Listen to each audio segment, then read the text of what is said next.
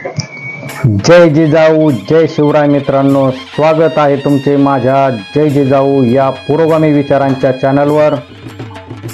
मराठवाड्याची मुलूक मैदानी तोफ म्हणून प्रसिद्ध असलेले आणि ज्यांनी अनेक विषयावर शेकडो व्याख्यानं गाजवली असे प्रखर व ज्वलंत वक्ते शिवश्री प्रदीपदादा सोळंके यांच्या या भाषणाचा विषय आहे महासम्राट बळीराजा। तर हा व्हिडिओ तुम्ही सर्वांनी नक्की पहा आणि लाईक करा, शेअर करा, माझ्या चॅनललाही सबस्क्राईब करा। धन्यवाद। सर्वप्रथम तुमच्या आमच्यासाठी कार्य करणाऱ्या जगातील सर्व महामानवांना विनम्र अभिवादन करतो। आज जगद्गुरू तुकोबाराय व्याख्यानमालेच्या वतीनं 43वे जे व्याख्यान आज आयोजित केलेलं आहे, या कार्यक्रमाचे अध्यक्ष आमच्या मराठा सेवा संघाचे नवनिर्वाचित अध्यक्ष आदरणीय द्वारकाभाऊजी पाथरीकर, आमचे मार्गदर्शक आदरणीय विंग कमांडरजी जाधव साहेब, जिजाऊ ब्रिगेडच्या जिल्हाध्यक्षा सराईकर मॅडम, या विचारमंचावर स्थानापन्न झालेले आमचे मित्र प्राध्यापक रवींद्रजी बनसोड पाटील सर, महाराष्ट्रातले जेवढे नामवंत वक्ते या औरंगाबादमध्ये येऊन गेले, या सर्वांचे भाषणं रेकॉर्ड करून संग्रह करणारे रतनजी आवटे, एका दिवसामध्ये स्थळ बदलूनही एवढ्या सुंदर कार्यक्रमाचं आयोजन करणारे सर्व पदाधिकारी कार्यकर्ते आणि सणामध्ये सुट्ट्या असतानाही स्थळ बदलूनही हे हॉल खचाखच भरवणाऱ्या माझ्या तमाम बांधवांनो, माता भगिनींनो, आज मला विषय दिलेला आहे मराठा बहुजनांचा महासम्राट बळीराजा। सर्वप्रथम एक गोष्ट आपल्या लक्षात घ्या की या देशामध्ये बळीराजा म्हटलं की आपलं जवळचं काहीतरी नाते असं प्रत्येकाला वाटतं। आता वाटतंय, परंतु बळीराजा कोण आहे हे आम्हाला नेमकं माहीत नसतं। प्रत्येकानं याचा शोध घेण्याचा प्रयत्न केलेला आहे जीवनामध्ये। मीही माझ्या लहानपणी प्रयत्न केलेला आहे। माझ्या लहानपणी माझ्या आईला मी प्रश्न विचारला होता, जी मातोश्री जिनं मला कोणतंही कार्य करताना अडवलं नाही म्हणून मी इथपर्यंत पोहोचलो, ती माझी आई आज सभागृहामध्ये उपस्थित आहे।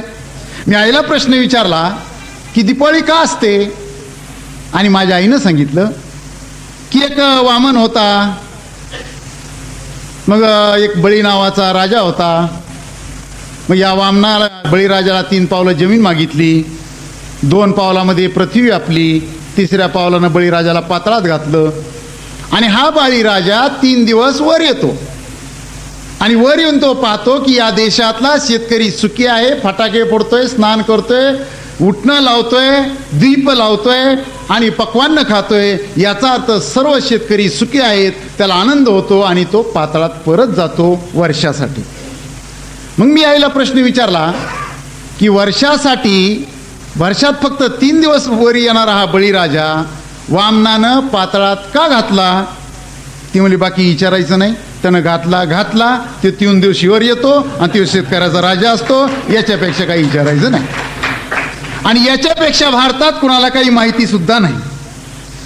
मग आज या स्वतंत्र विषयावर मी 1.5-2 तास बोलण्यासाठी का उभा राहत आहे, त्याचं एकमेव कारण जागतिक कीर्तीचे विचारवंत आमचे मार्गदर्शक डॉक्टर आह साळुंके यांनी 10 वर्ष रात्रंदिवस मेहनत करून ज्या ग्रंथाला नखानही शिवण्याची इच्छा नाही, पावलोपावली तुमच्या आमचे अपमान करणारे ग्रंथ चाळून तुमच्या आमच्या शत्रूनं जे लिहिलंय त्याच्यातलं चांगलं शोधून बळीवंश नावाचा ग्रंथ प्रकाशित केला, म्हणून मी इथं बोलण्यासाठी उभा आहे। आणि बांधवांनो, हा कोण आहे बळीराजा? तर हा बळीराजा हिरण्यकश्यपूचा पंतो आहे, प्रल्हादाचा नातू आहे, विरोचनाचा पुत्र आहे, कपिलाचा पुतण्या आहे आणि बाणाचा पिता आहे। मग हा बळीराजा जर राक्षस होता, या देशातल्या तमाम शेतकऱ्याच्या राजाला जर बळीराजा म्हटलं जातं, तर मग बळीराजा राक्षस असेल तर या देशातला शेतकरी कोण? हा प्रश्न महाराष्ट्राच्या कानाकोपऱ्यात गेली 10 वर्ष मी विचारतो आणि या देशातला शेतकरी विचार करतो की माझा राजा जर राक्षस असेल तर मी कोण मग? हा प्रश्न आम्ही त्यांच्यावर सोपवून दिलेला आहे. या बळीराजांच्या पूर्वजांचा आपण थोडक्यात अभ्यास करूया की बळीराजाचे पूर्वज कोण होते. पद्मपुराणामध्ये शंकर पार्वतीला सांगतोय हिरण्यकश्यप आणि हिरण्यक्ष या दोन दैत्यांच्या महापरिक्रमा राजांची कथा. काय सांगतोय शंकर पार्वतीला? की विष्णूच्या दर्शनाला सनक नावाचा ऋषी गेला. त्यावेळेस त्याचे दोन द्वारपाल होते, एकाचं नाव जय आणि दुसऱ्याचं नाव विजय. द्वारपालांनी या सनक ऋषीला अडवलं म्हणून सुनक ऋषीनं शाप दिला की तू मला अडवल्याबद्दल तुला शाप, तू पृथ्वीवर जा. विष्णूही म्हणाला की आता या शापामध्ये मी काही बदल करू शकत नाही, पण तुझ्या पुढं मी या विजयला सांगतो की दोन पर्याय ठेवतो. नंबर 1 पर्याय, तुम्हाला माझे भक्त होऊन पृथ्वीवर 7 जन्म राहावं लागेल. दुसरा पर्याय, जर तुम्हाला माझं भक्त होऊन 7 वर्ष राहायचं नसेल तर माझं शत्रू होऊन 3 जन्म तुम्ही पृथ्वीवर राहा. आणि जय विजय 7 जन्म राहण्यापेक्षा 3 विजय पर्याय निवडतात, विष्णूशी शत्रुत्व स्वीकारतात आणि जय विजय सांगतात तू पुन्हा खाली येऊन आमची हत्या कर आणि परत आम्हाला स्वर्गात आण. मग हे दितीच्या पोटी जन्मतात. हिरण्यकश्यप मोठा बंध, हिरण्यक्ष छोटा बंध आहे. हिरण्यक्षाचं वर्णन केलेलं आहे पद्मपुराणामध्ये. प्रचंड शक्तिशाली, पृथ्वी उपटून पाताळात घेऊन जाणारा. विष्णूनं वराहाचं रूप घेऊन याला आपल्या एका सुळ्यानं ठार मारलं आणि कासवाचं रूप घेऊन रसा तिळाला नेलेली पृथ्वी परत शेषाच्या डोक्यावर ठेवली. दुसरा बंधू हिरण्यकश्यपू हा शक्यतो आपल्याला माहित आहे, कारण याचा मुलगा प्रल्हाद. आता हा जो प्रल्हाद आहे विष्णू भक्त आहे. विष्णू भक्त असल्यामुळं हिरण्यकश्यपू सांगतो की तू शिवाची पूजा कर. मग या दोघात संघर्ष होतो.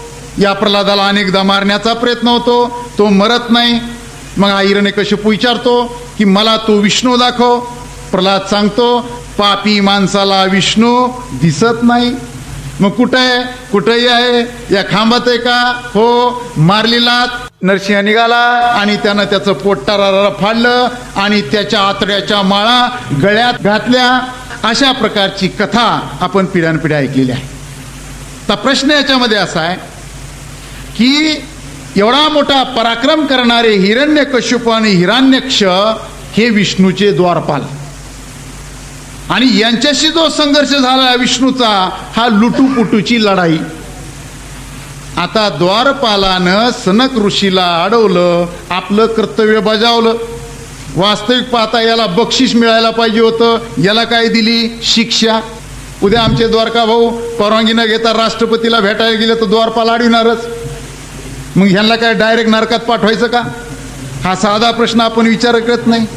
आता दुसरा प्रश्न, हा हिरण्यक्ष पृथ्वी उपटिणारा याचा अर्थ पृथ्वी यज्ञापासून मुक्त करणारा असा तुमचा आमचा पूर्वज.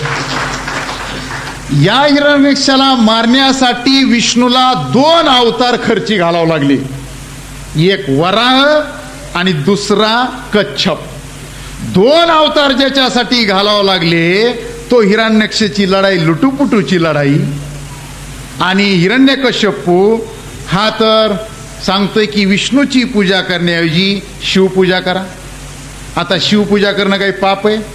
आणि गंमत अशी आहे, शिव सांगतोय पार्वतीला की शंकराची पूजा करणं हे पाप आहे, हे शंकर सांगतोय विशेष.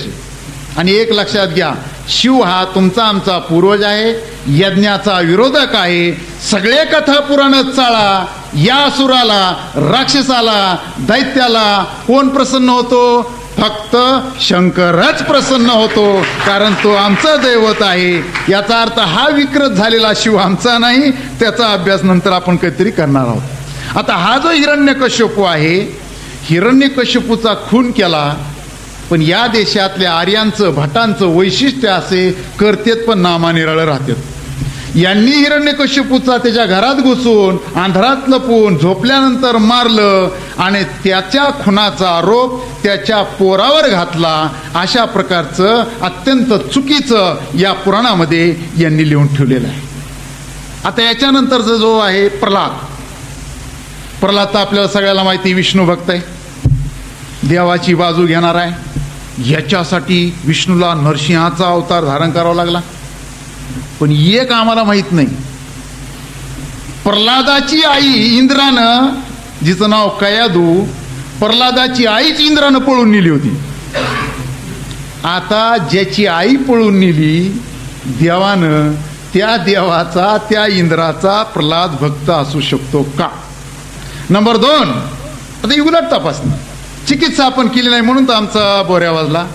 समुद्र मंथन झाल्यानंतर आपल्याला सगळ्याला माहिती, विस्तारानं सांगित नाही, पण समुद्र मंथनानंतर देवाची आणि असुराची लढाई झाली. असुराच्या बाजूनं कोण लढला? लक्षात घ्या, प्रल्हाद लढला. इंद्रानं त्यावेळेस पराभव केलेला आहे प्रल्हादाचा. म्हणजे त्याचा अर्थ देवाशी प्रल्हादाची लढाई झालेली आहे. पद्मपुराणात काय सांगितलंय की विष्णू बरोबरच्या युद्धामध्ये प्रल्हाद आपल्या मुलाबाळासह उतरला होता आणि या युद्धामध्ये विष्णूनं प्रल्हादाला मारलं आणि सांगितलं की तुझा आत्मा परमात्म्यात विलीन झाला. आता हे आत्मा परमात्म्यात विलीन व्हायचं चक्कर काय आहे? समजा मी एखादं कोंबडं खायचं मारून आणि ती कोंबडं अख्खं खालून ढेकर दिल्यावर सांगायचं की कोंबडं माझ्यात विलीन झालं, पवित्र. म्हणजे आपल्या शत्रूला मारायचं आणि त्याचा खून पचविण्यासाठी त्याचा आत्मा परमात्म्यात विलीन झाला हे दाखवायचं. तो प्रयोग या इथं प्रल्हादाच्या बाबतीत केलेला आहे. त्यानंतर प्रल्हादाचा मुलगा आहे. प्रल्हादाला 2 मुलं आहेत, विरोचन आणि कपिल. विरोचन मोठा आहे, कपिल छोटा आहे. या कपिलाचं थोडंच वर्णन करतो मी. 4 आश्रम व्यवस्था जी आहे, जी भटांनी पळविली नंतर आपल्या देशातली, या देशातलं सगळं पुराणातलं भटाचं आहे डोक्यातून काढा, आर्याचं आहे डोक्यातून काढा. अनेक कल्पना आमच्या त्यांनी पळविलेल्या आहेत, त्या परत आम्हाला आणायच्यात आणि आमच्या म्हणून आम्हाला घोषित करायच्यात.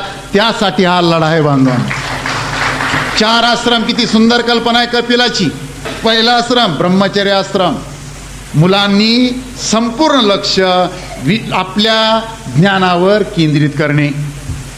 त्यानंतर दुसरा आश्रम गृहस्थ आश्रम, ज्ञान घेतल्यानंतर शिक्षण झाल्यानंतर लग्न करायचं आणि एकच काम करायचं, कच्चून संसार करायचा. त्याच्यानंतर तिसरा आश्रम आहे वानप्रस्थ आश्रम.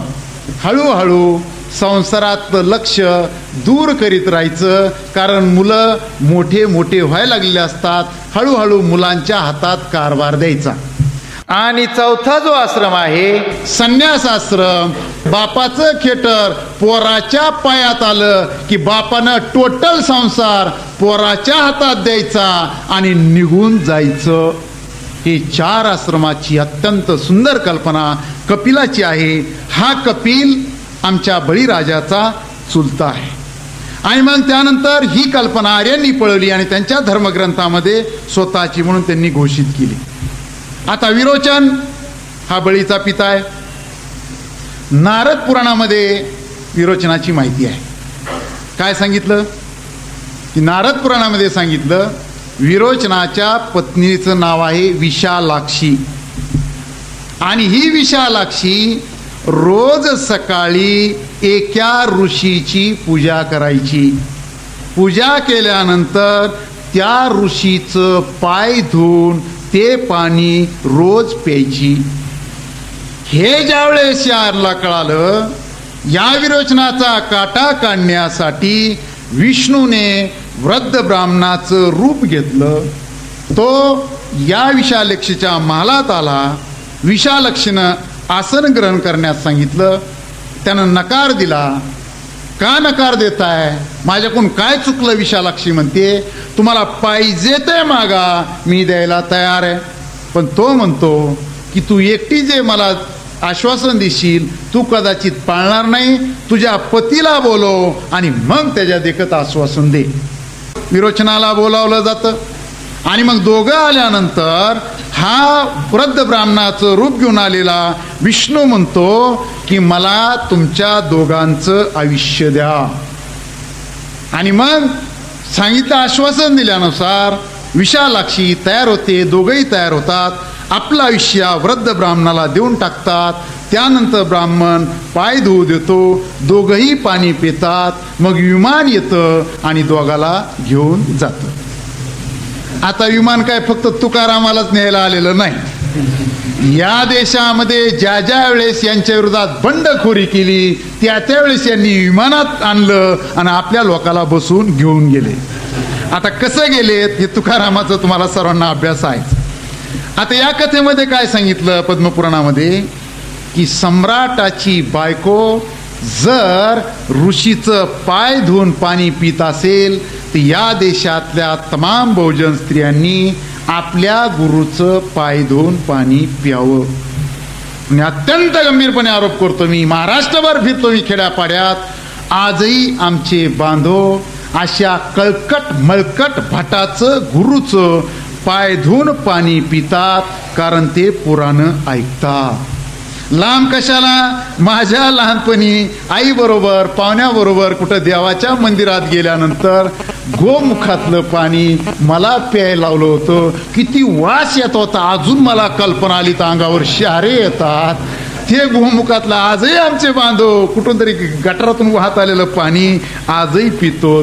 नाशिकला कुंभमेळा झाला, सर्वांना माहीत आहे. जगातल्या कानाकोपऱ्यातून ऋषी मुनी महात्मे आले, त्यांचं शाही स्नान झालं. त्यांनी त्या शाही स्नानामध्ये काय काय धुतलं, काय काय टाकलं हे काही सांगायची गरज आहे का? ते पाणी आमच्या लोकांना बाटलीत भरून आणलं आणि सोयऱ्या धरला चमच्या वाटलं. बारकाले पोरं म्हणले खरड कसं लागतंय विचारायचं नसतं, चप, कारण ते नाशिकचं पाणी असतं. ते आजही जर सुरू असेल तर गांभीर्यानो हे सगळे या पुराणाचे खेळ आहेत. म्हणून पुराणाची चिकित्सा होणंही काळाची गरज आहे. आणि मग विरोचनाला काय सांगितलं गेलं? या विरोचनाला का मारलं गेलं, का संपवलं? तर सगळ्यात महत्वाची नोंद घ्या, विरोचनानं त्याच्या प्रजेतील सर्व जनतेला स्वर्ग, मोक्ष, यज्ञ, श्राद्ध, दान, कर्मकांड यातून मुक्त केलं होतं, म्हणून त्याला संपवलं आहे. म्हणून आमच्या देशाला आज सुद्धा स्वर्ग, मोक्ष, यज्ञ, दान, कर्मकांड याच्यातून सोडवणाऱ्या विरोचन सारख्या लोकशाहीतील राजाची गरज आहे. दान कुणाला द्यावं तर 100% माहिती भटालाच द्यावं. अरे म्हणून तर आमच्या देशातल्या लोकशाहीमध्ये निवडणुकीमध्ये मताला शब्द काय? मतदान. मतदान मतदान शब्द वापरल्यामुळं लोकशाहीला सुरुवात झाल्या या देशातले तमाम खासदार आमदार कोण निवडून येत होते? जरा याद्या चाळा, तमाम भट निवडून येत होते. कारण दान कुणाला करायचं असतं? फक्त ब्राह्मणांनाच करायचं असतं. आणि त्याच्यामुळं मताला दानच जोडल्यामुळं या देशातल्या प्रधानमंत्र्याला शब्द लावला पंतप्रधान. प्रधानमंत्र्याला पंतप्रधान शब्द का लावला? कारण इथला प्रधानमंत्री पंत असला तरच टिकतो, बहुजनाचा टिकत नाही. म्हणून या देशातले पंतप्रधानाची यादी चालली तर तमाम प्रधानमंत्री ज्यादा पंत झालेलेच पाहायला मिळतील. चरण सिंग, व्ही.पी. सिंग, देवेगौडासारखे 2-3 वर्षे टिकलेले आपोआप घरी गेलेले, कारण हे पंत नव्हते, हे आमच्या लक्षात आलं पाहिजे. मग या देशातल्या बळीराजाच्या तमाम पूर्वजांनी, बळी वंशातल्या तमाम राजांनी त्यांच्या राजकारणामध्ये तडजोड केलेली नाही. जसे आजकाल राष्ट्रवादीचं तिकीट मिळालं नाही का आयमध्ये, आयचं मिळालं नाही काय भाजपमध्ये, भाजपला नाही मिळालं सेनेत, नाही मिळालं तर अपक्ष. असा धंदा केलेला नाही. त्यांनी जर तडजोडी करायच्या ठरवल्या असत्या तर ज्यावेळेस आर्य आक्रमक झाले, वर्चस्व निर्माण करण्याची शक्यता होती, त्यावेळेस जर यांनी शरणागती पत्करली असते, लाचारीचा का होईना ते सुखात जीवन जगले असते, पण त्यांनी लाचारी पत्करली नाही, गद्दारी पत्करली नाही, म्हणून अनेक बळीवंशाचे राजांना प्रसंगी हत्या झाल्या, परंतु त्यांनी लाचारी पत्करली नाही. ही अत्यंत महत्वाची नोंद आपण घ्यावी.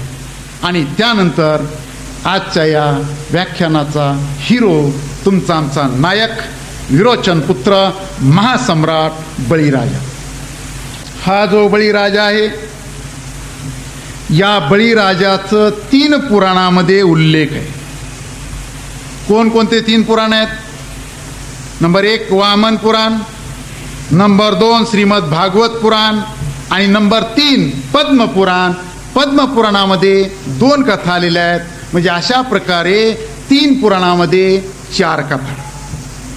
आणि एक नोंद घ्या, एकाही पुराणामध्ये पुराण लिहिणारे विरोधक बळीची निंदा करू शकले नाही, कारण हे सगळं साहित्य बळीच्या विरोधकांनी लिहिलेले आहे. आणि मी तर नेहमी सांगित असतो की या देशामध्ये ज्या सप्तबंद्या होत्या त्यापैकी एक बंदी होती शिक्षण बंदी. तुम्हाला आम्हाला शिक्षणाचा अधिकार नव्हता. आणि म्हणून एक उदाहरण देतो की माकडाचा माणूस झाल्यापर्यंत माझ्या अख्ख्या खानदानात मी पहिला ग्रॅज्युएट.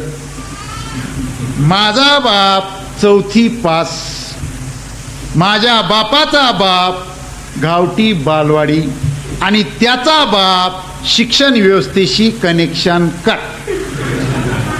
या सभागृहात बसलेल्या माझ्या प्रत्येक बांधवांना, माता भगिनीनं थोडा स्वतःला प्रश्न विचारायचा की मी किती शिकलो, माझा बाप किती शिकला, त्याचा बाप किती शिकला. एक वेळ अशी की तुमच्या अख्ख्या खानदानाचं शिक्षणाशी कनेक्शन कट. आणि म्हणून तुकोबा म्हणतात की घोकावया अक्षर मज नाही अधिकार. तुकारामांनाही गोखण्याचा अधिकार नव्हता, म्हणून तर त्यांची गाथा बुडली. अरे जरी लिहिलं असेल तर ते साहित्य आर्यांनी त्यांचं साम्राज्य आल्यानंतर नष्ट केल्याची शक्यता आहे. म्हणून जे साहित्य उपलब्ध आहे ते विरोधकांचं आहे आणि त्याच्यातून आह साळुंकेंनी हा सार काढलेला आहे. पहिली नंबर 1 कथा वामन पुराण. कृष्ण आणि आदिती दोघाचा संवाद आहे. आदिती कोण आहे? आदिती देवाची, इंद्राची आई. तिचा नवरा कोण? कश्यप. म्हणजे देवाचे आईबाप आदिती आणि कश्यप. कृष्ण आणि आदिती या दोघाचा संवाद. काय लिहिलंय वामनपुरामध्ये की बळीराजानं इंद्रपद बळकावलेलं आहे आणि बळीराजानं इंद्रपद बळवल्याबरोबर इंद्राची आई आदिती तप करते आहे आणि त्याबरोबर विष्णू प्रसन्न झालेला आहे. आणि विष्णू प्रसन्न झाल्यानंतर आदिती म्हणते की माझ्या मुलाचं इंद्राचं राज्य परत दे. विष्णूनं तिला आशीर्वाद दिलेला आहे, वर दिलेला आहे की तुझ्या पोटी मी जन्म घेईल आणि तुझ्या पोटी जन्म घेऊन तुझ्या गर्भात प्रवेश करून मी तुझ्या तमाम विरोधका या दैत्यांना नष्ट करील. अशा प्रकारे आश्वासन दिल्यानंतर हा विष्णू आदितीच्या गर्भामध्ये प्रवेश केलेला आहे आणि तिच्या गर्भामध्ये प्रवेश केल्याबरोबर इकडं दैत्य निस्तेज झालेले आहेत. दैत्य निस्तेज झाल्याबरोबर बळी आपल्या आजोबा प्रल्हादाला कारण विचारतो की आपले दैत्य निस्तेज का झालेले आहेत. आणि त्याबरोबर प्रल्हादानं मौन धारण केलेलं आहे आणि मौन धारण केल्याबरोबर त्याला समोर दृश्य दिसते आहे की साक्षात विष्णू आदितीच्या गर्भात शिरलेला आहे. प्रल्हाद सुद्धा आदितीच्या गर्भात शिरला, गेटवे ऑफ इंडिया. त्यानं त्याचं गुणगान केलं आणि तो गुणगान करायला लागल्यानंतर विष्णूचं गुणगान करताना प्रल्हादाने ऐकलं आणि प्रल्हादानं एकच प्रश्न विचारला की हे आजोबा, विष्णू कोण आहे? विष्णू कोण आहे म्हणल्याबरोबर प्रल्हादाच्या तळपायाची आग मस्तकाला गेलेली आहे. अरे तुझा बाप विरोचन, त्याचा मी बाप. तुझा गुरु विरोचन, त्याचा मी गुरु. आणि तुझ्या या गुरुच्या गुरुचा म्हणजे गुरु विष्णू. अरे तू त्याला कोण म्हणण्यापेक्षा माझा शिरच्छेद केला असता तरी एवढं महापाप घडलेलं नसतं. आणि म्हणून मी तुला शाप देतो, तू यशोभ्रष्ट होशील, राजभ्रष्ट होशील. बळी म्हणतोय तात मी चुकलेला आहे, मला क्षमा करा. आणि मग त्यानंतर बळी त्यांना म्हणतोय की या राज्यापेक्षा तुम्ही दुर्मिळ आहात, माझं चुकलं. परंतु हा प्रल्हाद सांगतो की शापामध्ये मी काही बदल करू शकत नाही. आता फक्त विष्णूची भक्ती कर, विष्णू तुला सोडू शकेल. इकडे वामनाचा जन्म होतो, तिकडे बळीयज्ञ करतो आहे. आणि वामनाचा जन्म झाल्याबरोबर अग्निबळीची आहुती स्वीकारायला तयार नाही. बळी शुक्राला कारण विचारतो की असं का होते आहे. आणि शुक्र सांगतो की या यज्ञाकडे वामन येतो आहे, तो तुला काही मागील, त्याला काही देण्याचा प्रयत्न करू नको. बळी म्हणतो मी कोणालाही नाही म्हणत नाही, विष्णूचा अवतार आलेल्या वामनाला नाही कसं म्हणू, तू मात्र मी देताना काही अडथळा नकोस.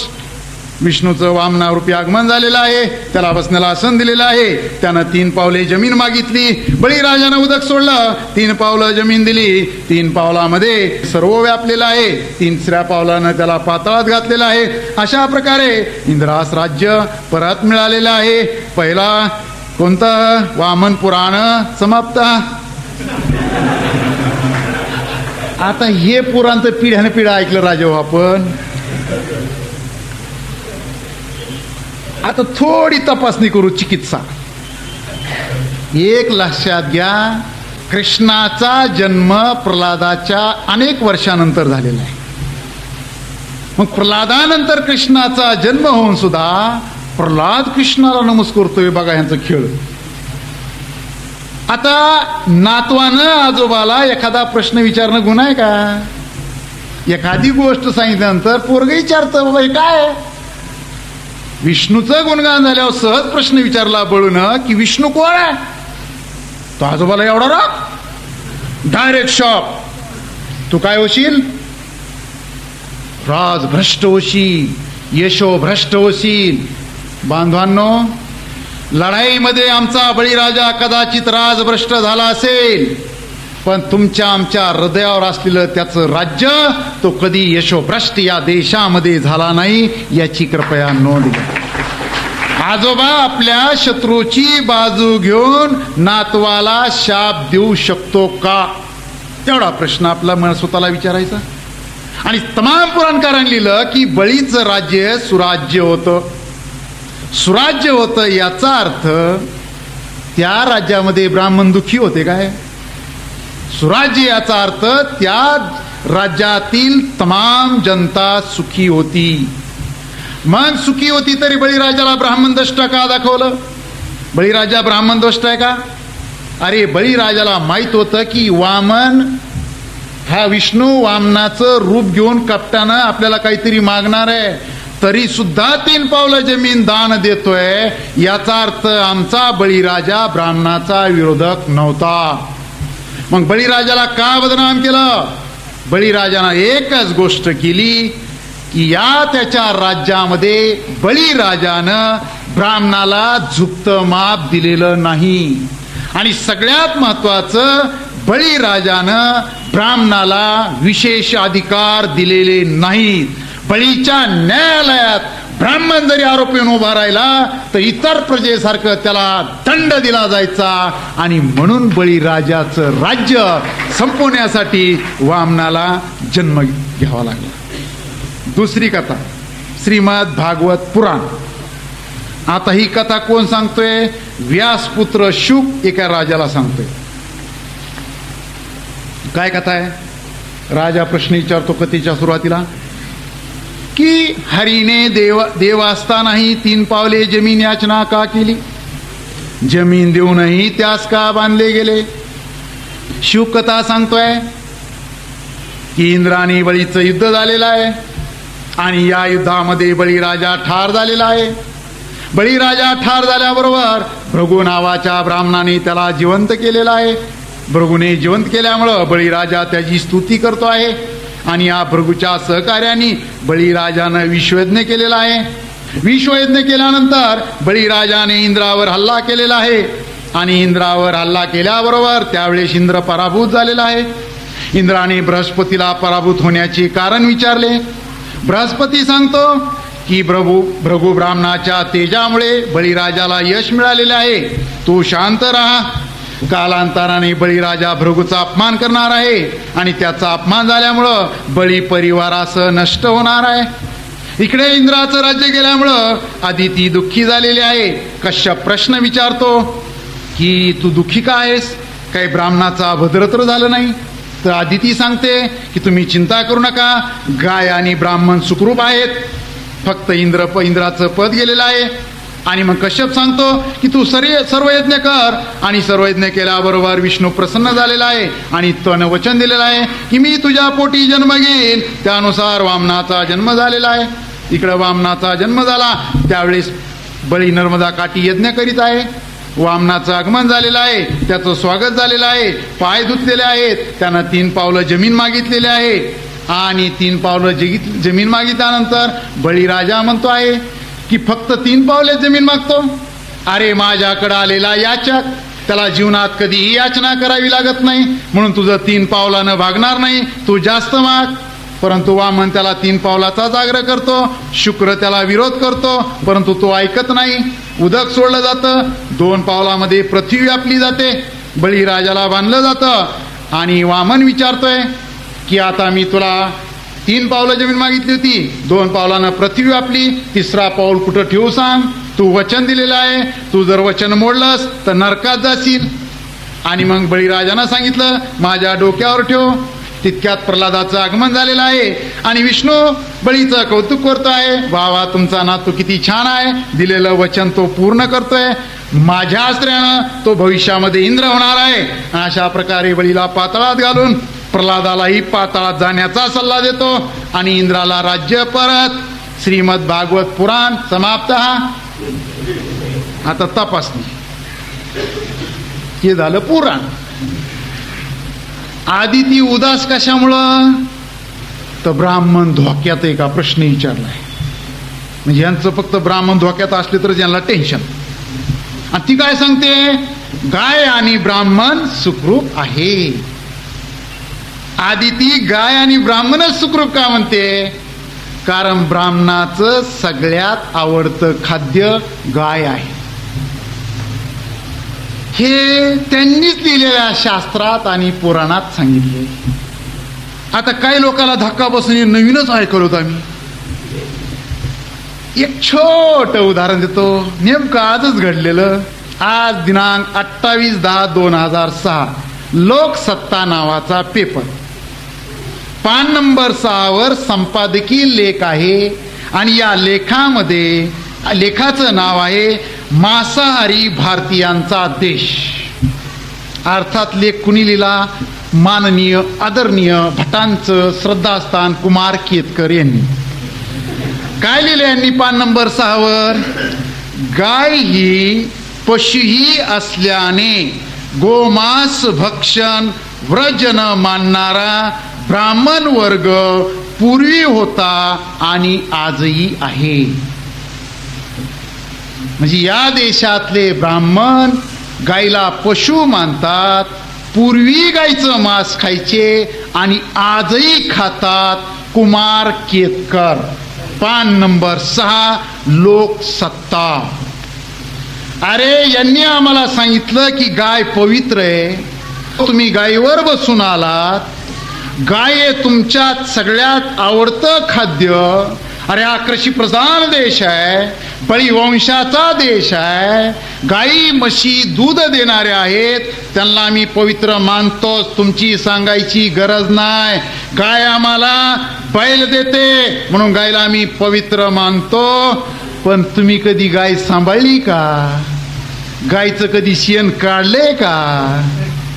अरे आमचा बाप मेल्यानंतर आम्हाला गाय दान द्यायला होता, तुमच्या खुट्याला गाय बांधायला होता, सकाळ झाल्यानंतर आम्हीच शेण काढायचं, आम्हीच धार काढायची आणि तुम्हाला दूध द्यायचं आणि गोमूत्र पवित्र आम्ही घरी घेऊन जायचं. म्हणजे या देशाच्या प्रगतीचं सूत्र काय? तर गोमूत्र.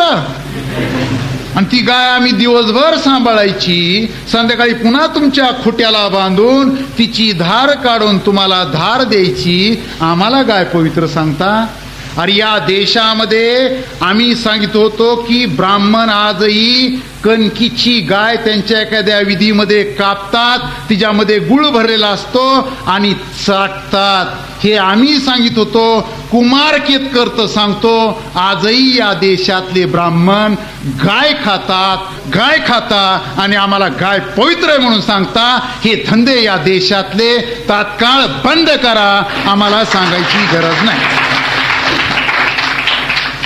या वामन श्रीमद भागवत पुराणामध्ये वामन काय सांगतो की माझ्या आश्रयानं बळीराजा भविष्यात इंद्र होणार आहे. अरे वामना, हे भाकीत करायची तुझी गरज नाही. ज्या दिवशी या देशातल्या तमाम बळीवंशातील राजांना बळीराजा कोण होतं हे माहीत होईल, त्यावेळेस तात्काळ या देशातली भटशाही संपवून बळीचं राज्य येणार आहे. हे कोण्याही भटानं सांगायची गरज नाही. नंबर 3 कथा पद्मपुराण, उत्तरखंडातली कथा आहे. युधिष्ठिर आणि श्रीकृष्ण दोघांचा संवाद आहे. युधिष्ठिर प्रश्न विचारतो की भगवान, आषाढात शुक्ल पक्षात कोणती एकादशी आहे, तिचं महत्व सांगा. कृष्ण सांगतो की आषाढी शुक्ल पक्षातील जी एकादशी आहे, पवित्र एकादशी, तिला शयनी एकादशी म्हणतात.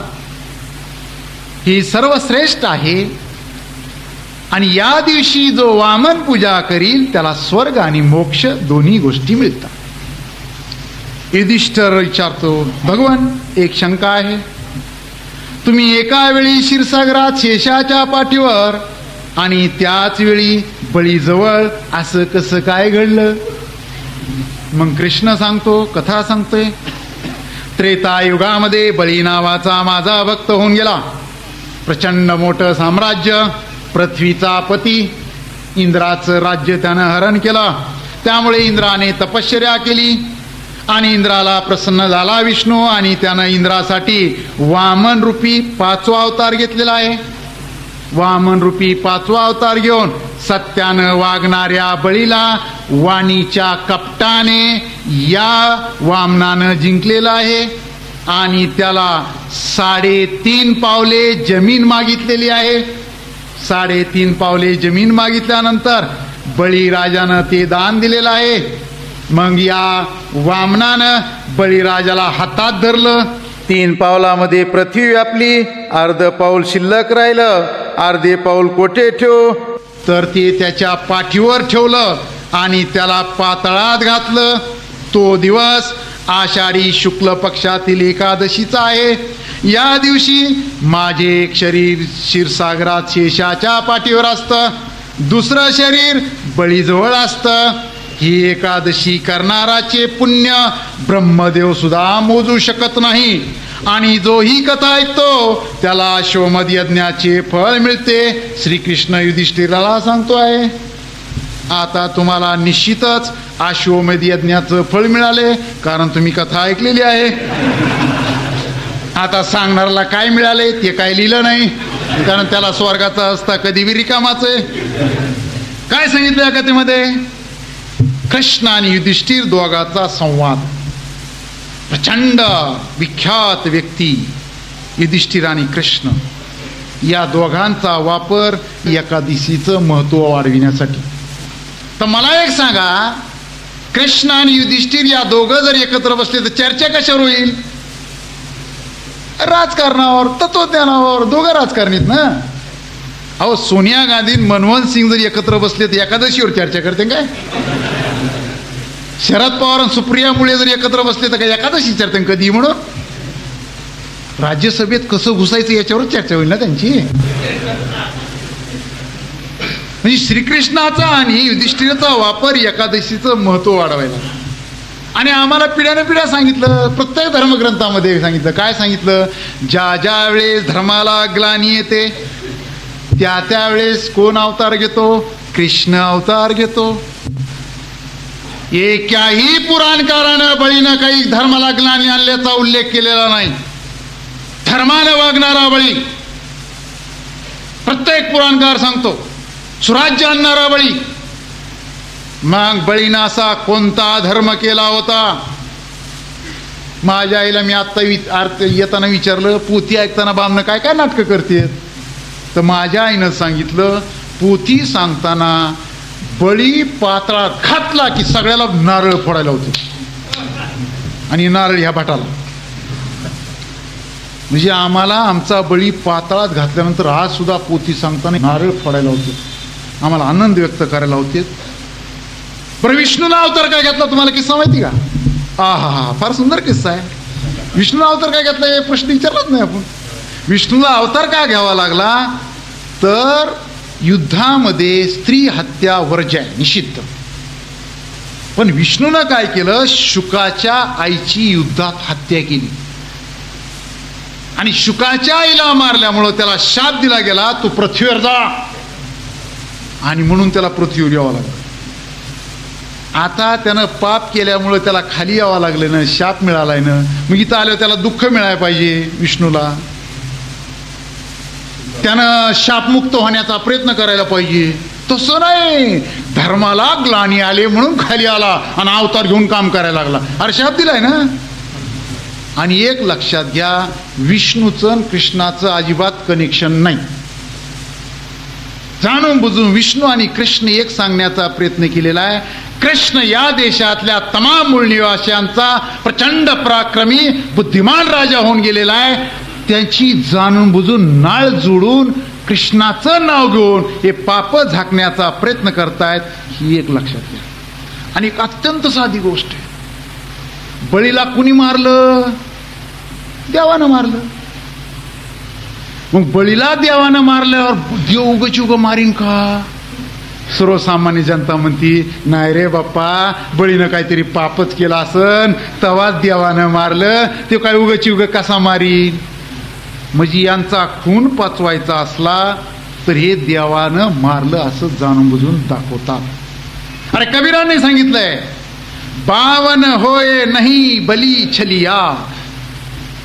कबीर सांगतात की वामन हा देव नव्हता, वामन हा देवाचा अवतार नव्हता, तर वामन 100% बामन होता.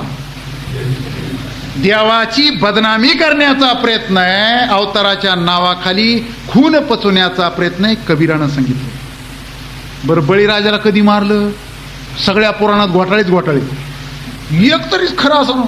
एका पुराणात सांगितलं दसऱ्याला मारलं, दुसऱ्या पुराणात सांगितलं बळी प्रतिपदेला मारलं, आणि तिसऱ्या आत्ताच्या पुराणात सांगितलं आषाढी शुक्ल एकादशीला मारलं. आता एकादशीचा वापर कशामुळं? महाराष्ट्रातील तमाम विठ्ठल भक्त वारकरी संप्रदायाचे तमाम वारकरी एकादशीला लाखोनं पंढरपूरला जातात. एकादशीचा वापर का? तर या वारकऱ्याला वाटलं पाहिजे वामन आणि विठ्ठल एकच रूप आहेत, हा संदेश वारकऱ्यात गेला पाहिजे, आणि वारकऱ्यांनी वामनाला देव मानून बळी मारला ते बरं केलं असं त्यांना वाटलं पाहिजे. हे ते कारस्थान आहे, आणि त्यासाठी एकादशीचा वापर. आणि एक नोंद घेतली का तुम्ही? सगळ्या पुराणात सांगितलं वामनानं बळीला किती पावलं जमीन मागितली? 3 पावलं. या पुराणात काय सांगितलं? 3.5 पावलं जमीन मागितली. आता 3.5 पावलं जमीन मागितल्यानंतर दुसऱ्या पुराणात काय सांगितलंय? 3 पावलात 3रं पाऊल डोक्यावर. या पुराणात काय सांगितलंय? अर्ध पाऊल कुठं? पाठीवर. आणि कोण सांगतोय? कृष्णच सांगतोय. म्हणजे 3 पावलं कृष्ण सांगतोय, 3.5 पावलं कृष्ण सांगतोय, डोक्यावर पाय कृष्ण सांगतोय, पाठीवर अर्धा पाऊल कृष्ण सांगतोय. म्हणजे कृष्णाला खोटं ठरवण्याचं हे षडयंत्र तुमच्या आमच्या लक्षात आलं पाहिजे. कथा नंबर 4, पद्मपुराण. शेवटची कथा पद्मपुराणातलीच आणि उत्तरखंडातलीच. कोण कोणाला सांगतोय? शंकर पार्वतीला वामन चरित्र सांगतोय. काय सांगितलं? की शंकर सांगतोय बळी नावाचा या देशामध्ये धर्म जाणणारा सर्वश्रेष्ठ प्रिय भक्त होऊन गेलेला आहे शंकर या हरीचा, आणि इंद्रदेवाला त्यांना जिंकून घेतलेला आहे, त्रैलोक्याचा ताबा मिळवलेला आहे. आणि शंकर पार्वतीला सांगतोय की बळीच्या राज्यामध्ये न नांगरता शेती भरपूर पिकत होती, गायी भरपूर दूध देत होत्या, वृक्ष भरपूर फुले आणि फळे देत होते. बळीराज्यातील लोक पाप करत नव्हते, आपापलं कर्तव्य पार पाडणारे होते आणि बळीराजा धर्माने राज्य करणारा होता. इंद्राचं राज्य हरण केल्यामुळे आदितीनं तप केलेला आहे. विष्णू प्रसन्न झालेला आहे. बंदोबस्त करा. आणि त्यानं सांगितलं की मी तुझ्या पोटी जन्म घेईल. त्यानं आदितीच्या गर्भामध्ये प्रवेश केला आणि गर्भामध्ये प्रवेश करून विष्णू 1000 वर्ष गर्भात राहिला. त्यानंतर त्यानं जन्म घेतला. त्यावेळेस बळी इकडे यज्ञ करतो आहे. वामन तिकडं आलेला आहे. त्याचं स्वागत झालेलं आहे. बसण्याला आसन दिलेलं आहे. आणि वामन बळीराजाला सांगतो, दानाचं महत्व सांगतोय. काय सांगतोय वामन? की अरे बळीराजा, अंगठ्या एवढी जमीन जर दान दिली तर माणूस पृथ्वीपती होतो. दानार्थात ब्राह्मणाला द्यायचं असतं. आणि जमिनीचं दानाचं महत्व सांगताना वामन सांगतोय की ज्यानं भूमी दान दिली तो आणि ज्याला दान दिली हे दोघही स्वर्गात जातात. कृपया मला तू 3 पावले जमीन दान दे. शुक्र विरोध करतो. बळीराजा ऐकत नाही. पाय धुतो, उदक सोडतो आणि त्याला 3 पावलं जमीन दान देतो. वामन पहिलं पाऊल टाकतो. पहिल्या पावलानं ऐका महाराज काय झालेलं आहे. पहिल्या पावलानं पृथ्वी व्यापलेली आहे. टप्पाऱ्या पाऊल. हे पाऊल ब्रह्मदेव आणि महादेवही पाहू शकलेले नाहीत. एवढं मोठं पाऊल. दुसरं पाऊल ब्रह्मलोकापर्यंत पोहोचलेले आहे. ब्रह्मदेवापर्यंत आलेलं पाऊल ब्रह्मदेवानं बघितलं. कमंडलूतलं पाणी काढलं आणि या वामनाचा पाय धुतलेला आहे. या वामनाचा पाय धुतलेलं पाणी, दुसऱ्या पावलाचं पाणी मेरू पर्वतावर पडलेलं आहे. त्याची गंगा नदी झालेली आहे. आणि शंकर पार्वतीला सांगतो की ते पाणी मी माझ्या डोक्यावर घेतलेलं आहे. 1000 वर्षे ती गंगा माझ्या मस्तकात मी ठेवलेली आहे आणि त्यामुळे मी शिव झालेलो आहे. त्यामुळे मी पूजनीय झालेलो आहे. तिसरं पाऊल बळीराजाच्या डोक्यावर ठेवलेलं आहे. बळीराजाला शिवभाषा रसातळाला घातलेला आहे आणि इंद्राचं राजेंद्राला परत दिलेलं आहे. कथा शंकर पार्वतीला सांगतो आहे. पद्मपुराण उत्तरखंड. आता बघा काय काय सांगितलं. पद्मपुराणात उत्तरखंडात 2 कथा एकाच पुराणात. एक कथा कोण सांगतोय? कृष्ण. आणि दुसरी कथा कोण सांगतोय? शंकर. एकात किती? 3.5 पावलं. दुसऱ्यात किती? 3 पावलं. एकाच पुराणात घोटाळा. याचा आपण विचार करीत नाही. याच्यामध्ये वामन आदितीच्या पोटात किती वर्ष होता? 1000 वर्ष. 1000 वर्ष वामन आदितीच्या पोटात होता. याचा अर्थ समजून घ्या. या देशातील ब्राह्मण प्रतिकूल परिस्थिती आल्यानंतर 1000 वर्ष सुद्धा दबा धरून बसतात आणि संधी मिळाल्यानंतर पुन्हा आपलं वर्चस्व प्राप्त करतात. तथागत महात्मा गौतम बुद्धांनी ज्यावेळेस आपल्या विचार सर्वत्र पसरला, दबा धरून बसले. हजारो वर्षानंतर पुष्पमित्र शुंगाच्या रूपानं पुन्हा बौद्ध भिक्खूंची कत्तल करा आणि 100 दिनार बक्षीस मिळा घोषणा करणारी ही जात. शिवरायांच्या काळात वळवळ केली पण करता आली नाही, दबले गेले. पण त्यानंतर पेशव्याच्या रूपानं पुन्हा त्यांना आपलं वर्चस्व प्रस्थापित केलंय. प्रतिकूल परिस्थिती आली, दबा धरायची आणि संधी मिळाली की वर्चस्व प्रस्थापित करायचं. 1000 वर्ष गर्भात. काय सांगितलं? अंगठ्या एवढी जमीन दिली की माणूस पृथ्वीपती होतो. तर मला सांगा, पृथ्वीपती असलेल्या बळीराजानं 3 पावलं जमीन दिल्यावर त्याला कुठं घातलं? पाताळात. त्याची सगळी पृथ्वी काढून घेतली म्हणजे त्याला पाताळात घातलं. म्हणजे पृथ्वीपती असलेला बळीराजा 3 पावलं जमीन देऊन पृथ्वी काढून घ्यायची आणि सांगायचं अंगठ्या एवढी जमीन दिली तरी पृथ्वीपती होतो. दुसरं सांगितलंय, भूमिदान दिल्यानंतर देणारा आणि घेणारे दोघही स्वर्गात जातात. बघा, आता देणारा जाऊ द्या, घेणारा कशामुळं? फुकटच. आता भूमिदान दिल्यानंतर स्वर्ग मिळतो, तर बळीराजानं 3 पावलं जमीन दिली म्हणजे भूमीच दिली ना. मग घेणारा ह्यो वामन स्वर्गात गेला आणि आमच्या बळीराजाला पाताळात का घातलं याचा कधी पुराण ऐकताना आम्ही कधी विचार केलाय? आणि ब्रह्मलोकामध्ये पाऊल पुसरल्या आल्यानंतर ब्रह्मदेव कमंडलूतलं पाणी कडून पाय धुतो, त्याचं पाणी मेरू पर्वतावर, आणि या वामण्याचं पाय धुतलेलं पाणी म्हणजे आमची गंगा नदी. अरे, निसर्गानं दिलेल्या शुद्ध आणि पवित्र पाण्याला वामनाच्या पायाचं अशुद्ध पाणी म्हणून घोषित करणारी हरामखोर, ज्याला महात्मा फुलेच्या भाषेत कलम कसाई तुमच्या आमच्या लक्षात का येत नाही, हा माझा प्रश्न आहे. आणि पुन्हा शंकर सांगतोय, वामनाच्या पाण्याचं ते घाण पाणी गंगा वाहताना ती गंगा माझ्या डोक्यावर. बर, कोण सांगतोय? शंकरच. बघा ह्यांचा कहर.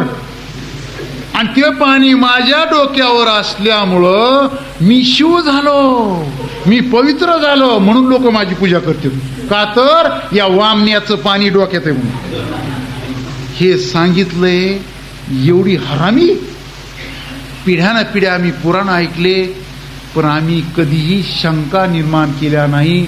कारण या देशामध्ये शंका निर्माण करण्याला आणि विचार करण्यावर बंदी होती. कारण शंका निर्माण केली की एक पाप लागन नाही तर शाप लागन, या 2 गोष्टीचा फुंगा आमच्या मागे लावला होता.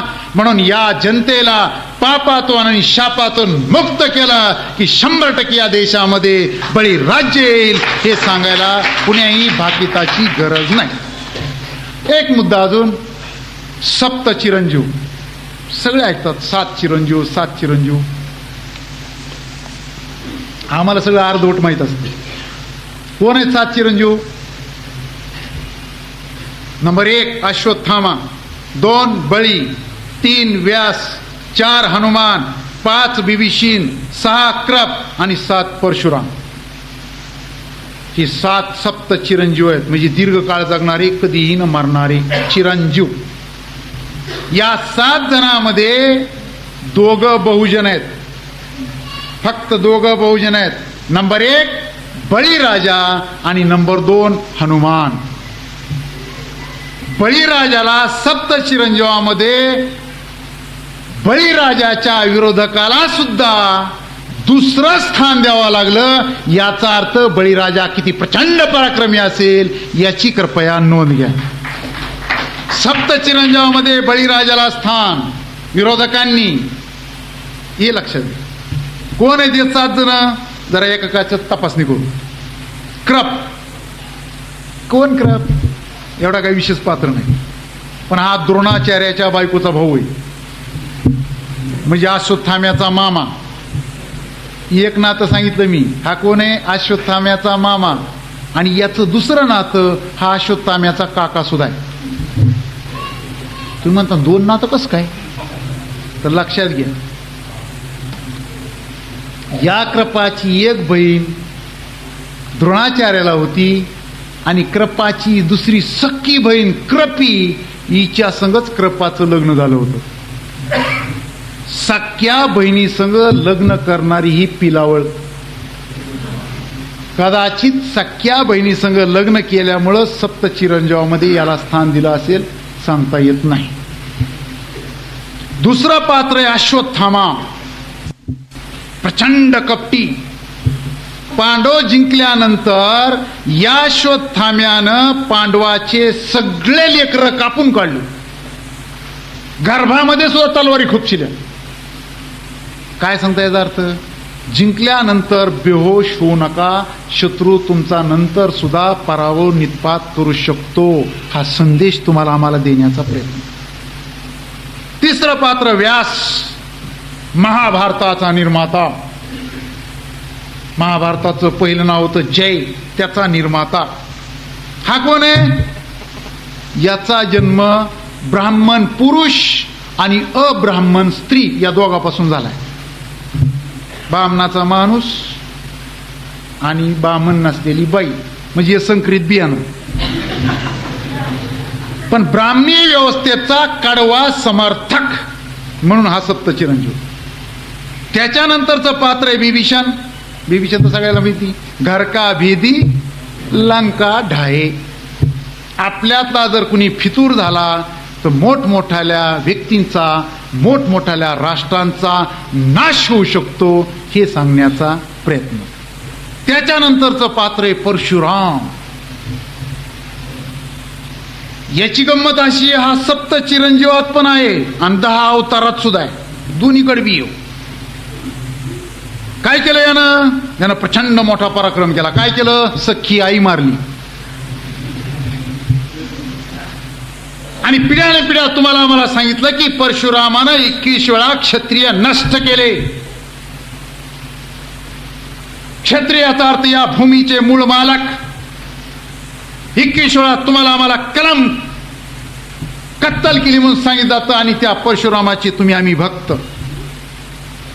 साधी गोष्ट लक्षात घ्या, हा परशुराम पुरुष प्रधान आणि ब्राह्मणी व्यवस्थेचा कडवा समर्थक आहे. परशुराम कोणाचा नायक आहे सांगायची गरज आहे का? परशुरामाची जयंती आल्यावर इथून पुढे पेपरमध्ये बारीक वाचायचं की परशुरामाची जयंती कोण साजरी करतात. औरंगाबादामध्ये अधिवेशन झाले होते. या ब्राह्मणांनी टपाऱ्याच्या टपाऱ्या फोटो कुणाचा लावला होता माग?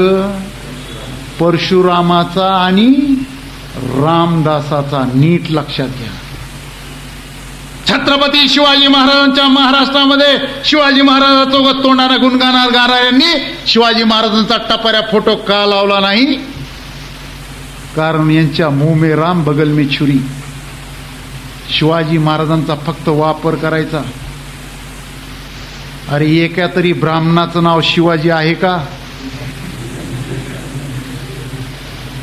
एका तरी ब्राह्मणाचं नाव तुकाराम आहे का?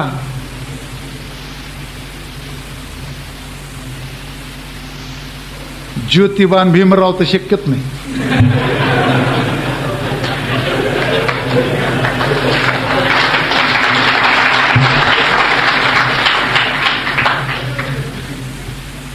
परशुराम चिरंजीव म्हणजे मिळालाच नाही. महात्मा फुलेंनी त्याला पत्र पाठवले. तुम्ही वाचले का? हे परशुरामा, तू जिवंत आहेस म्हणे, तर माझं पत्र तुला. इतके वर्ष झालं महात्मा फुलेनं पत्र पाठवलं, यांना उत्तर का दिलं नाही? जिवंत आहे ना तू. त्याच्यानंतरचं पात्र आहे हनुमान. एक लक्षात घ्या, आज साळुंखे सांगतात की हनुमान आपला महापुरुष आहे, प्रचंड बुद्धिमान, पराक्रमी आणि आपला प्रेरणास्थान असलेला हनुमान. पण हा मंदिरात बसलेला नाही. हे विकृतीकरण झालेलं आहे. याचे अनेक पुटं आपल्याला काढावं लागणार आहेत.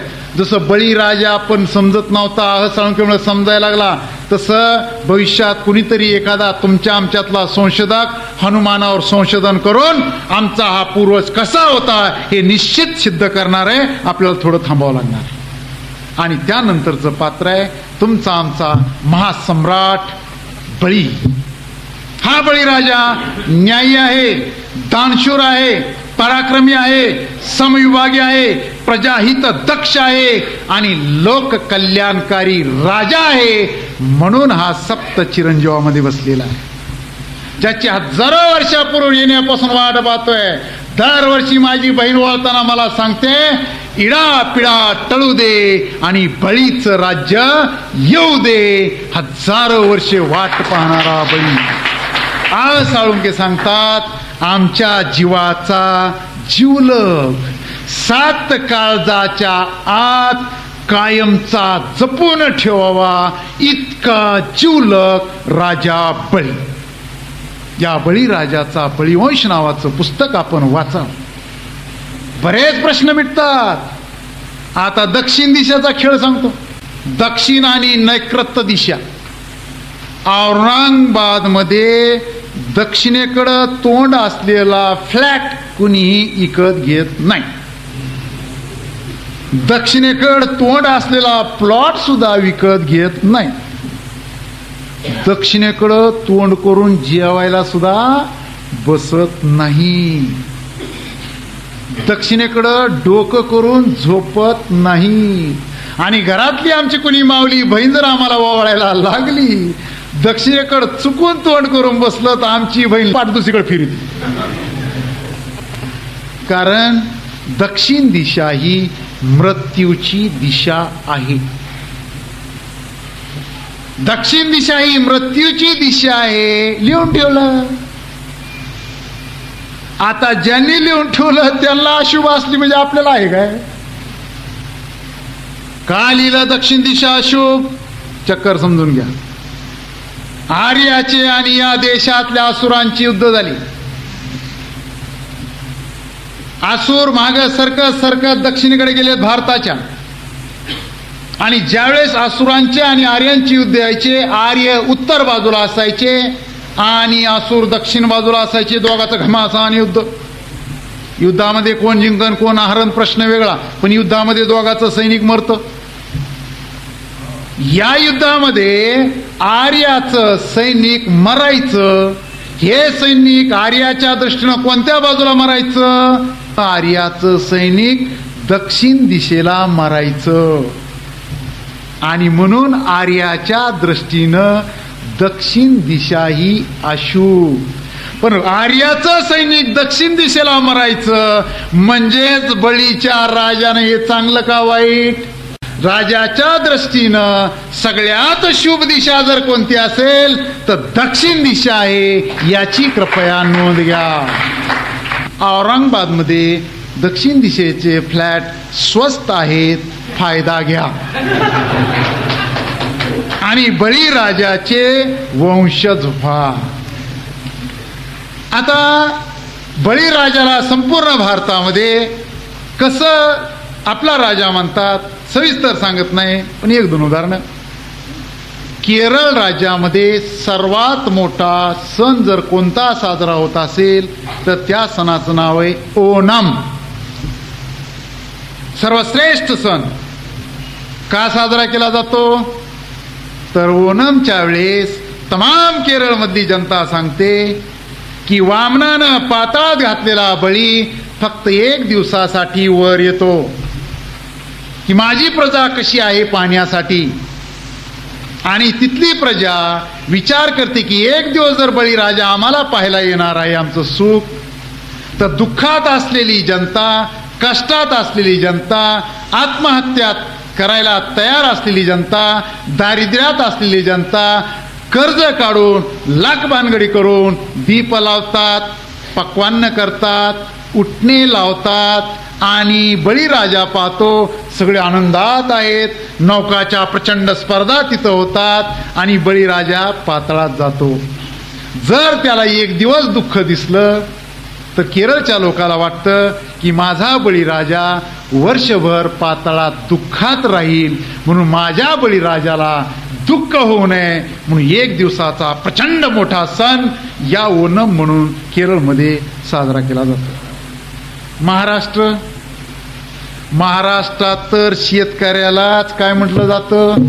बळीराजा. जर महाराष्ट्रातल्या शेतकऱ्याला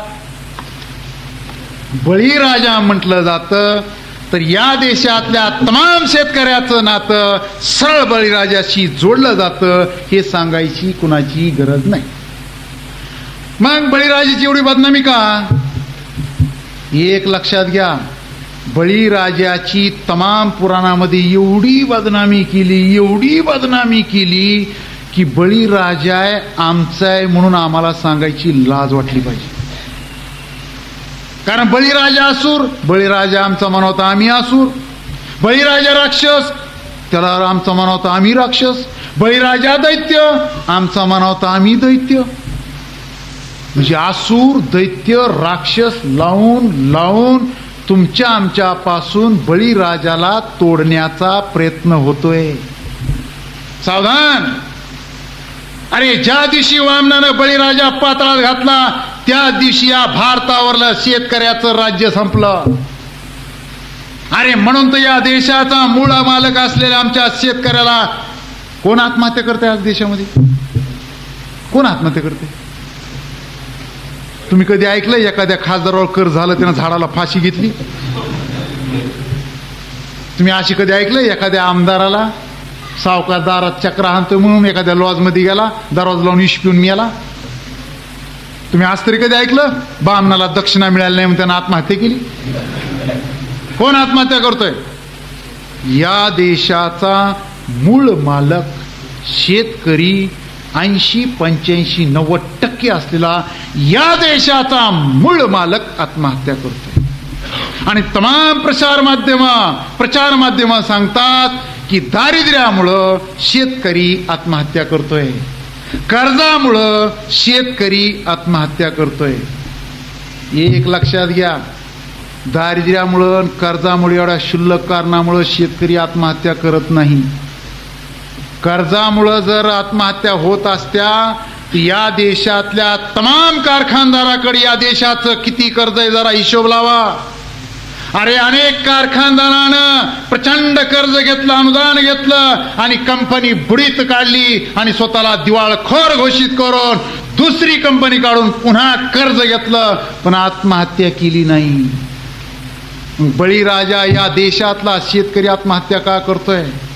कारण या शेतकऱ्यावर या देशातल्या यंत्रणेनं अशी अवस्था आणली, सतत त्याचा अपमान झाला पाहिजे, त्याच्यामध्ये शूद्रत्वाची जाणीव प्रचंड निर्माण केली आणि पावलोपावली होणाऱ्या अपमानामुळं.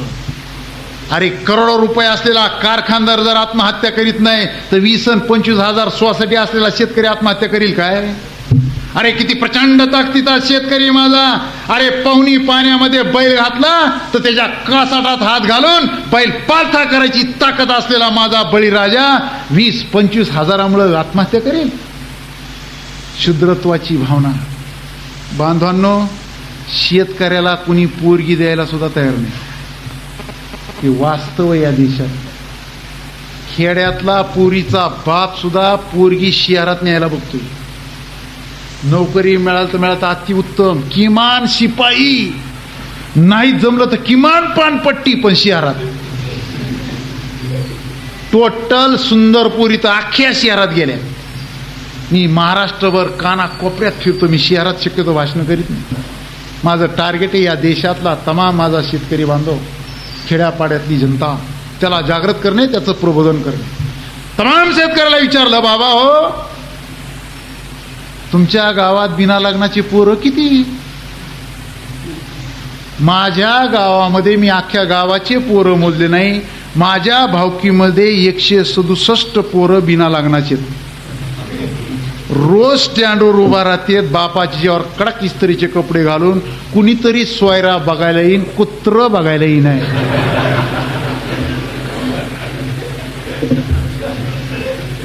शहरामध्ये जर कोणी पोरगी केली नाहीच तर उरला सुरला माल खेड्यात.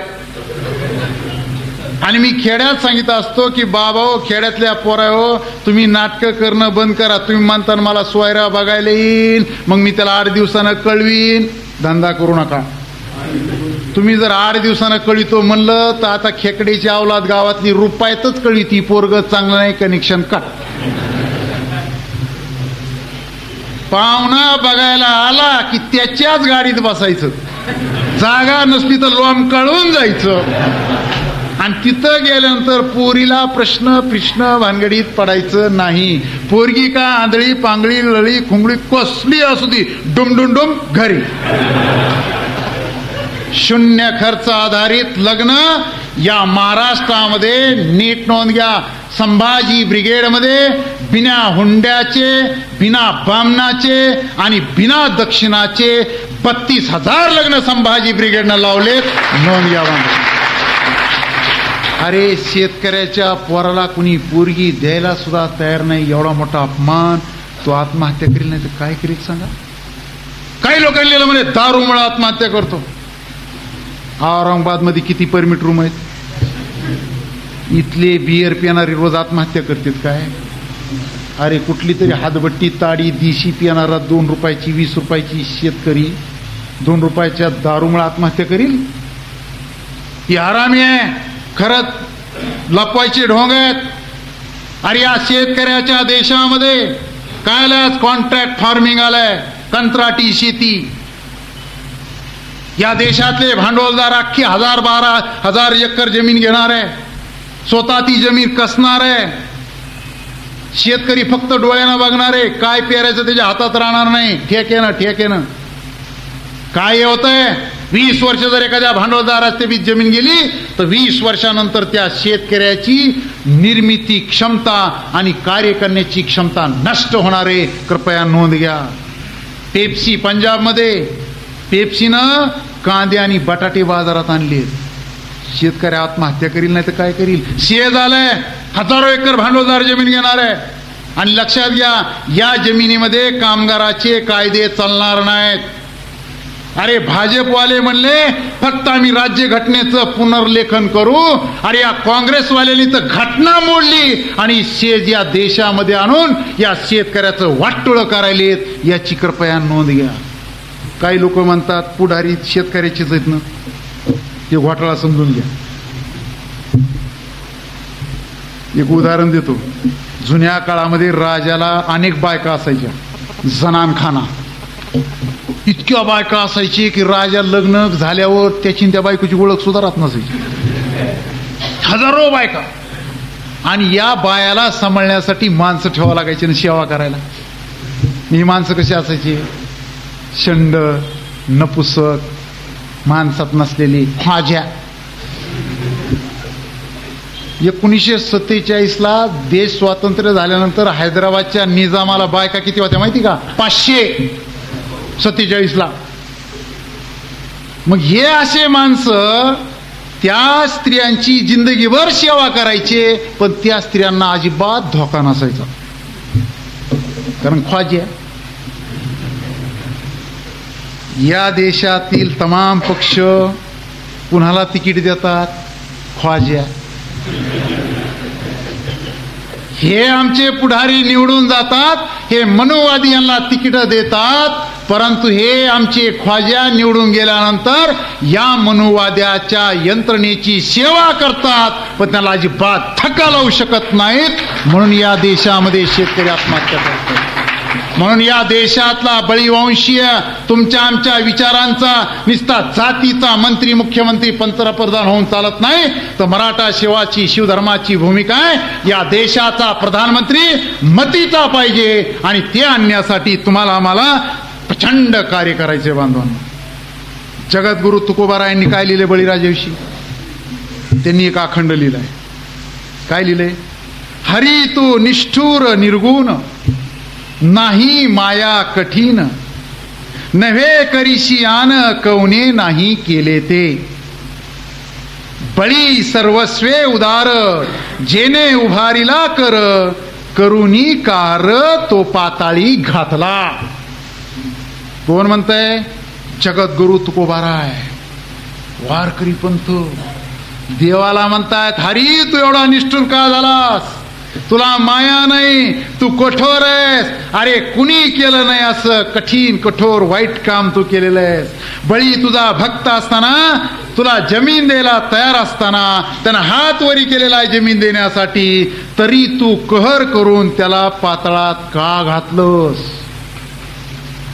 विष्णू आणि वामन एक नाहीत असं संशोधन झालं नसताना 400 वर्षापूर्वी तुकोबाराय देव आहे म्हणून देवाच्या मागे फरफटत गेले नाही, तर विष्णूच्या हरीच्या पदरामध्ये त्याचं माप या खंडातून तुकोबानी टाकलेलं आहे. याच्या अत्यंत गांभीर्याने नोंद घ्या. अरे तुकोबाची गाथा तुमच्या आमच्या घरात नाही म्हणून तो बऱ्यावर आहे. पद्धतशीर तुमच्या आमच्या घरातल्या गाथा काढून घेतल्या. महाराष्ट्राच्या कानाकोपऱ्यामध्ये कुठेही अखंड हरिनाम सप्ताहामध्ये तुकारामाच्या गाथेचं पारायण नाही. का नाही? नाही नव्हतं, नाही म्हणणार नाही. कारण संभाजी ब्रिगेडनं महाराष्ट्राच्या कानाकोपऱ्यामध्ये तुकोबा गाथेचं पारायण सुरू केलंय. ही नोंद घ्या बांधवांनो. कारण आम्ही सांगतो, ज्याच्या घरी नाही तुकारामाची गाथा त्याच्या पेकाटात घाला 2 लाथा. चलत नाही माथा आणि उघड गाथा. अरे एक अभंग घेतले. काय अभंग आहे? करी आणि कांचा अपमान, तुकोबाने लिहिले. करी आणि कांचा अपमान खळ छळवादी ब्राह्मण तया देता दान नरका जाती उभयता. बामणाला दान दिल्यावर देणारे घेणारे दोघही नरकात जातात. आणि पुराणामध्ये काय लिहिलेलं आहे? भूमी दान दिल्यावर दोघही स्वर्गात जातात. फरक समजून घ्या. अभक्त ब्राह्मण जळो त्याचे तोंड काय त्यास रांड प्रसवली. तुकाराम महाराज. महाराशी शिवे कोपे ब्राह्मण तो नव्हे तया प्रायश्चित्त देह त्याग करिता नाही. अरे महाराला शिवल्यानंतर ॲट्रॅसिटी चिल्लर चालले झाडझट. महाराला शिवल्यानंतर ब्राह्मणाला एकच प्रायश्चित्त आहे, त्याला जाग्यावर ठार मारा. याच्यापेक्षा अजून काय सांगावं?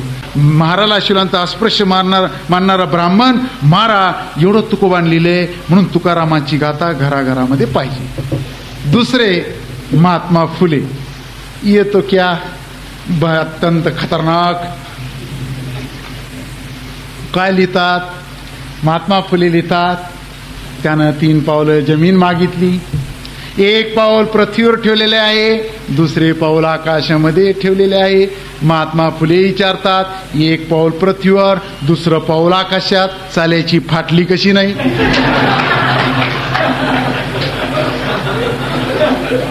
महात्मा फुले बिना पाण्यानंच भादरतात, पुन्हा अजिबात काही ठेवते.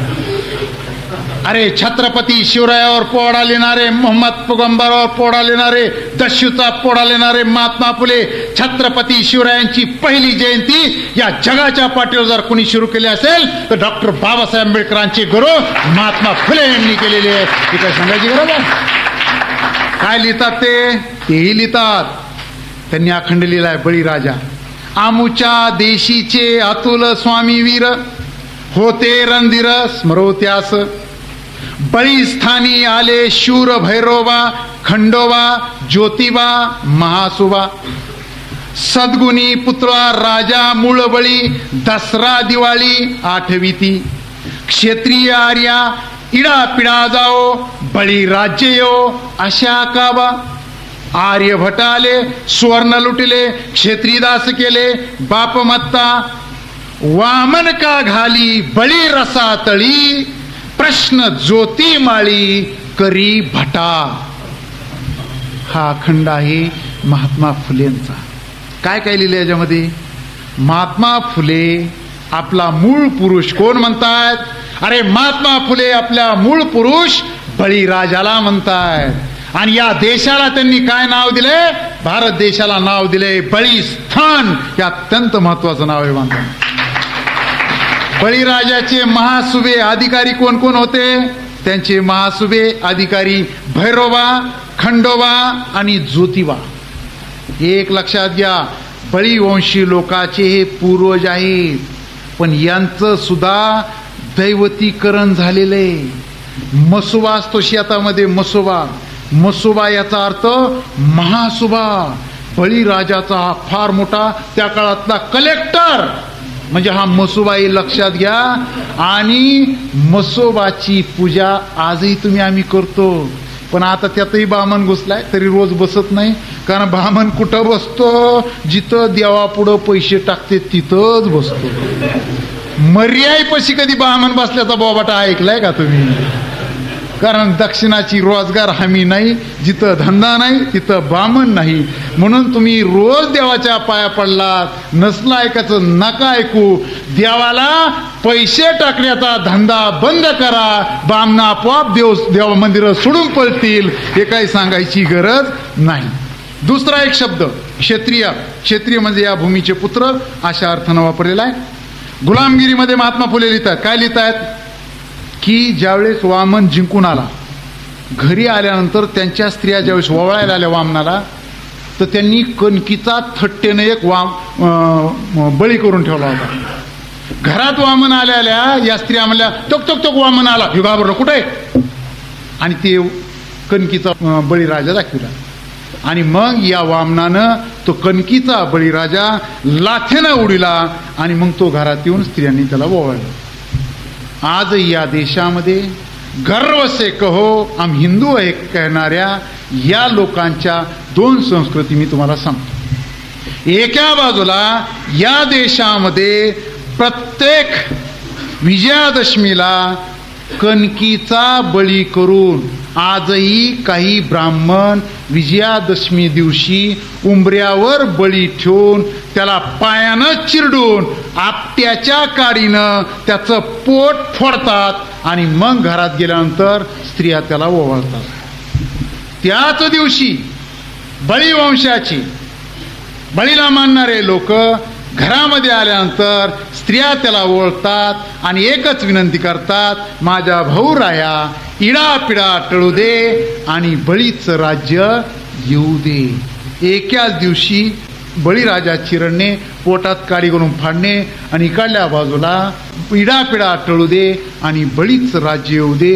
या भिन्न संस्कृती हिंदुत्वाच्या नावाखाली सुखानी नांदत आहेत. आता तुम्हाला पायानं चिरणाऱ्याच्या पंक्तीत बसायचे की इडापिडा टळू दे बळी राज्य येऊ दे इकडल्या पंक्तीत बसायचे? आपण कोण आहोत एवढा जरी प्रश्न विचारला तरी या देशातले बरेच प्रश्न मिटतील. अरे वामनाला नायक मानणारे त्याची पूजा करणार, पण तुमचा आमचा बळीराजा जर नायक असेल तर या देशातल्या प्रत्येक बळीवंशीय माणसानं बळीराजाची पूजा केलीच पाहिजे हे सांगायला आता इथून पुढं कोणत्याही वक्त्याची गरज पडू नये. आणि एक विनंती, 3 पावलाचा अर्थ काय?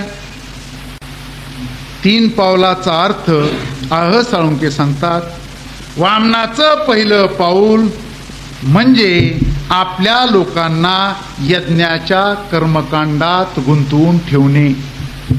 यज्ञामध्ये काय कापतेत आत्ताच सांगितलं मी. यज्ञ काही आमची विधी नाही, पण एक लक्षात घ्या, आसूर लोक यज्ञाला काय विरोध करत होते? कारण जिथं यज्ञ झाला, ज्यानं यज्ञ केला ती भूमी त्याच्या ताब्यात जायची. यांचं पहिलं पाऊल म्हणजे यज्ञ. यज्ञ करून कर्मकांडात गुंतून ही सगळी जमीन त्यांनी ताब्यात घेतली. दुसरं पाऊल वेद प्रामाण्य. वेदाला प्रामाण्य मानायचं आणि वेदावर विश्वास ठेवायचा. ब्राह्मण म्हणेल तेवढंच ऐकायचं आणि विचार अजिबात करायचा नाही. आमच्या देशामध्ये विचार करायला परवानगी नाही, म्हणून आम्हाला पिढ्याने पिढ्या ब्राह्मण सांगतो, डोळ्याला पाणी लावा. एकही माईचं लालीचे रहित नाही का लावा. ममा म्हणा तर म्हणा. हे कशाचं प्रतीक आहे? हे तुमच्या आमच्या गुलामीचं प्रतीक आहे का? हा प्रश्न प्रत्येकानं निर्माण केला पाहिजे आणि विचार केला पाहिजे. बळीराजाच्या डोक्यावर पाय दिला याचा अर्थ तुमची आमची वाक शक्ती कुंठित केली, तुमचा आमचा वाणीचा अधिकार हिरावून घेतला. या देशामध्ये बोलण्याचा अधिकार फक्त कुणाला? ब्राह्मणांना.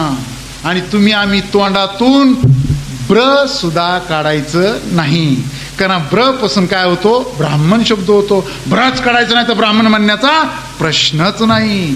म्हणून लेखक यांचे वाचायचं यांनी, बोलायचं यांनी, आणि आम्ही फक्त मान खाली घालायची. आणि त्यांनी म्हणलं हळद कुंकू वात वा, नारळ फोडा तर फोडा, कशामुळे फोडा विचारायचं नाही. याचा अर्थ यज्ञानं भूमी व्यापून टाकली, वेद प्रामाण्यानं तुम्हाला आम्हाला बुद्धीचं गुलाम केलं आणि वाणीवर एकाधिकारशाही प्राप्त करून त्यांनी आम्हाला गुलाम करून टाकलं. या देशामध्ये 3 पावलं कुणी कुणी झुगारण्याचा प्रयत्न केला. पहिला, या देशामध्ये 3 पावलं वामनाचे झुगारण्याचा प्रयत्न केला तथागत महात्मा गौतम बुद्धांनी ही कृपया नोंद घ्या. आता या विषयावर डॉक्टर आर सोळंके एक ग्रंथ लिहित आहेत, सर्वोत्तम भूमिपुत्र गौतम बुद्ध.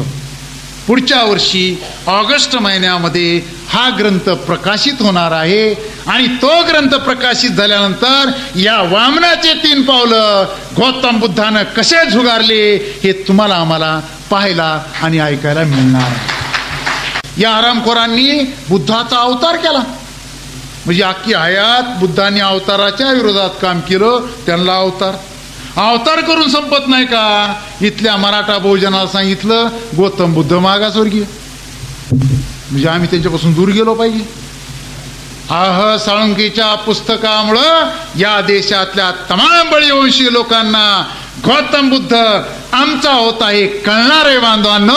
आणि मग बघा या देशामध्ये काय परिवर्तन घडणार आहे वाटतं. दुसरा प्रयत्न केला कृष्णानं. कृष्ण कोणता? बाया आंघोळी करताना साड्या पळविणारा कृष्ण नाही, तर द्रौपदीचं वस्त्र हरण होत असताना तिला वस्त्र पुरणारा कृष्ण आमचा आहे, नोंद घ्या. प्रचंड विकृतीकरण केलं कृष्णाचं. प्रचंड मोठा पराक्रमी तुमचा आमचा राजा होऊन गेलेला. पण यांचं कसं आहे?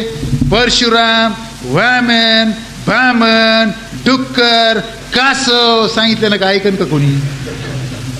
यांना कृष्ण घ्यावा लागला, बुद्ध घ्यावा लागला, सप्तचिरंजीवामध्ये बळी घ्यावा लागला, कारण हे सांगितल्याशिवाय ऐकत नाहीत लोक. म्हणून तुमच्या आमच्या लोकांचा आसरा घेतल्याशिवाय ह्यांना काही करता येत नाही, आणि म्हणून त्यांनी तसं केलेलं आहे.